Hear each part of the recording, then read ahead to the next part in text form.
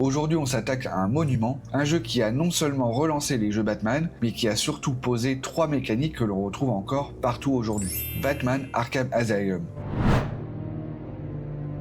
Quand Arkham Asylum est sorti, personne n'était prêt pour son système de combat, le free flow. C'était une manière totalement nouvelle de penser l'action. Des animations fluides, une lisibilité parfaite, des contres lisibles, et surtout un rythme naturel qui te donne l'impression de maîtriser le combat comme un vrai justicier. Beaucoup de jeux se sont inspirés de ce système, de Shadow of Mordor jusqu'au Spider-Man récent, le free flow a montré qu'un combat peut être simple à prendre en main, mais profond et stylé à maîtriser.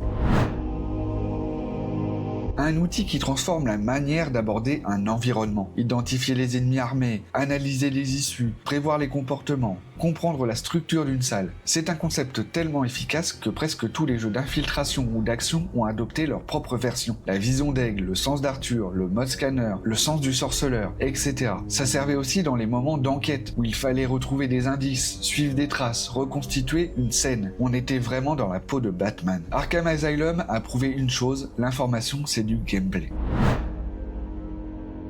Enfin, la troisième mécanique clé, c'est les salles Predator, une vraie signature de la série d'Arkham. Ce sont des arènes pensées pour l'infiltration, avec plusieurs points d'entrée, des conduits, des gargouilles, des grilles, et une IA qui réagit, panique, fouille, se regroupe. On se retrouve à suivre un rythme où chaque élimination modifie la salle. C'est une boucle de gameplay unique où tu passes de chasseur à fantôme. Arkham a fait de l'infiltration un jeu psychologique, pas juste un truc où tu attends dans un coin. Cette structure a été reprise dans énormément de jeux modernes. Dès qu'un titre propose des arènes d'infiltration ouvertes, il y a un peu d'Arkham dedans. La série des Batman Arkham est vraiment importante pour moi. J'espère un jour qu'elle reviendra pour nous mettre à nouveau une claque comme elle a su si bien le faire. Dites-moi en commentaire quelle est votre mécanique ou moment préféré de Batman Arkham Asylum. On se retrouve demain pour continuer le calendrier de l'Avent, un sujet par jour jusqu'à Noël. Pensez à vous abonner.